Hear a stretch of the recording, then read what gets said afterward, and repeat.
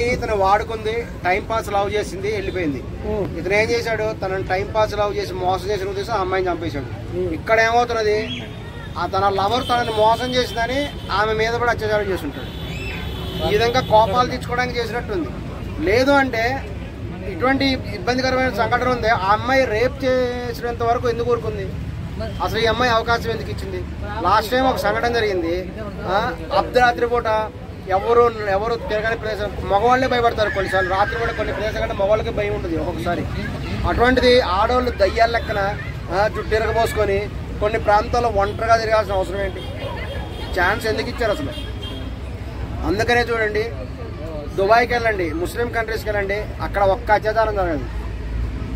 మన దేశంలో కూడా చూడండి, ముస్లిం మహిళలు ఎక్కడ అత్యాచారం జరిగింది ఉందా? ఎక్కడా ఉండదు.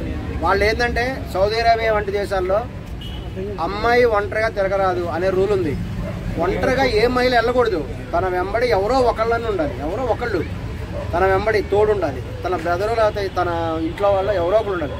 ఇప్పుడు అలా లేదు పరిస్థితి. పెళ్లి కాకముందే పరాయి మొగోడుతూ తిరగడం అనేది ఫ్యాషన్. పరాయి మొగోడుతూ తిరగకూడదు, అది అఫీషియల్గా అయిపోయింది. ఇంకా దురదృష్టవశాత్తు సుప్రీంకోర్టు తీర్పు ఇప్పుడు కామన్ అయిపోయింది. సహజీవనం చేసిన తప్పేంటని సాక్షాత్ సుప్రీంకోర్టు చెప్తే ఇంకా సుప్రీంకోర్టుని కూడా రద్దు చేయాల్సిన పరిస్థితి వస్తుందేమో భవిష్యత్తులో. ఎందుకంటే ఇదివరకు మహిళా ఎడ్యుకేషన్ వచ్చినప్పుడు చాలామంది అపోజ్ చేశారు. అక్కడ ఒక సామెత ఉండేదంట, ఆడవాళ్ళు చదువుకుంటే అక్షరాస్యత ఉన్న ఆడవాళ్ళ యొక్క భర్త చనిపోతాడు అని మొదట్లో ఒక సామెత ఉండేదంట. అందుకని స్వాతంత్రం రాకముందు ఆడవాళ్ళని పంపించేవాళ్ళు కదంట స్కూళ్ళకి, కాలేజీలకి. ఎందుకంటే ఈ అమ్మాయి చదువుకుంటే ఆమె భర్త చనిపోతాడు అనేటువంటి సామెత ఉండేదండి చెప్పేవాళ్ళు. కొన్ని గ్రంథాల్లో కూడా ఉంది అది. ఇప్పుడు అది నిజం అవుతున్నది. ఈ అమ్మాయి చదువుకోవడానికి వెళ్ళినప్పుడు ఏమవుతుంది, చదువుకొని కమ్మగా ఇంటికి రావట్లేదు. చదువుకుంటున్నారు, చదువుకునే సందర్భాల్లో ఈవెన్ స్కూల్ స్థాయిలో నుంచే బాయ్ ఫ్రెండ్స్ తయారవుతున్నారు.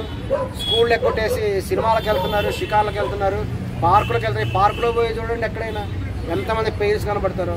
ఇందులో స్కూల్ ఎక్కొట్టి వెళ్తున్నారు, కాలేజ్ ఎక్కొట్టి వెళ్తున్నారు. ఇవన్నీ కూడా జరుగుతున్నాయి. జరగడం అంటే దీనికి ఎవడు బాధ్యులు? వాళ్ళ తల్లిదండ్రులు బిజీగా ఉంటున్నారు.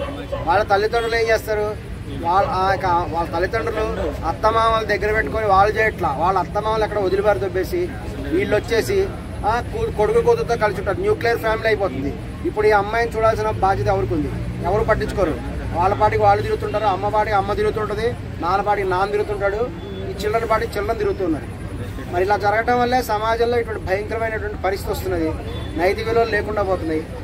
అందువల్ల ఇటువంటి ఇప్పుడు భూకంపాలు ఇవన్నీ వస్తున్నాయి. కారణం ఏంటంటే అంతమయ్యే పరిస్థితి దగ్గరలోనే ఉంది.